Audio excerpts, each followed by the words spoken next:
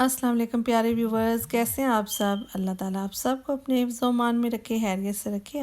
प्यारे व्यूवर्स, आज हम आपके साथ स्टीम टिक्का रोस्ट की रेसिपी शेयर करने जा रहे हैं। तो चलिए स्टार्ट करते हैं।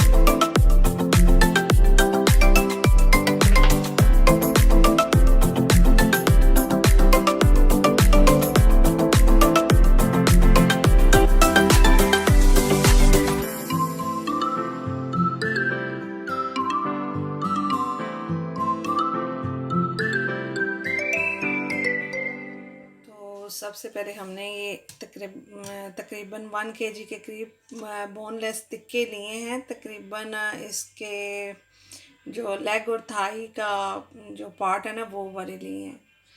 तो छोटे छोटे पीसेस करवा रहे हैं टिक्के के साइज़ में जैसे कि। तो ये गरम मसाला है तकरीबन 1 टेबल स्पून, 2 टेबल स्पून कुटी लाल मिर्च, जो तंदूरी मसाला जो होता है ये इतना स्पाइसी नहीं होता, जस्ट ये फ्लेवर तंदूरी फ्लेवर और कलर के लिए ये यूज़ किया जाता है ना। तो साल्ट जो है ना 1 टेबल स्पून। तो ये सारे मैं डाल के ना इनको मिक्स करूँगी और ये लेमन जूस डालूँगी।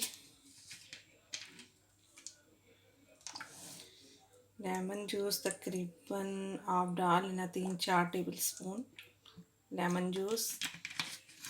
और थोड़ा सा ऑयल डालूँगी, तकरीबन 3-4 टेबल स्पून ऑयल। तो अब हम इसको अच्छे से मैरिनेट करके ओवरनाइट के लिए हमने इसको रख देना है फ्रिज में। तो नेक्स्ट डे मैं इसको पैन में बनाऊँगी स्टीम के साथ। स्टीम टिक्के, एक तो बारबेक्यू होते हैं, एक ये मैं स्टीम वाले बनाती हूँ अक्सर। तो ये बहुत मज़े के होते हैं।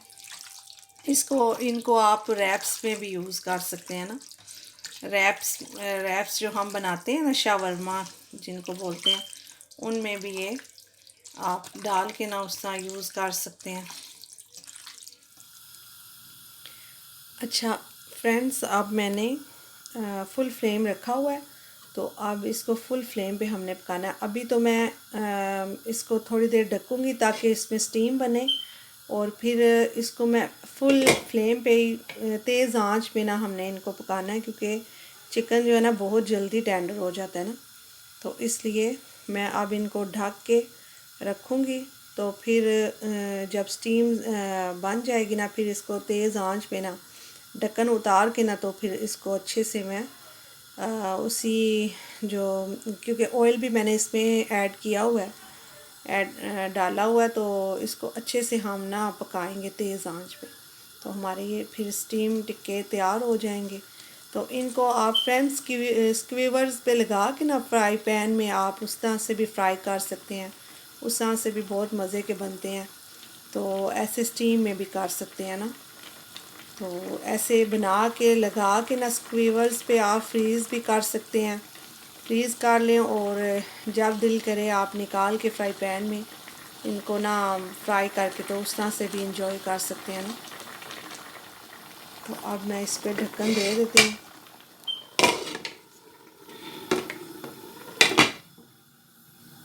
स्टीम बने तो फिर हम ओपन करके ना इसको तेज़ आंच पे भूनेंगे।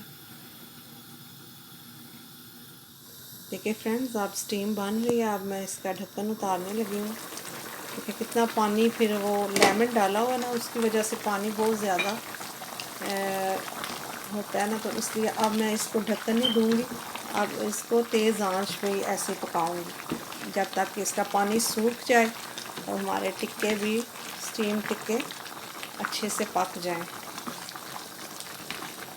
और बहुत मज़े के होते हैं, आप ज़रूर ट्राई कीजिएगा ये। तो बहुत मज़े के होते हैं।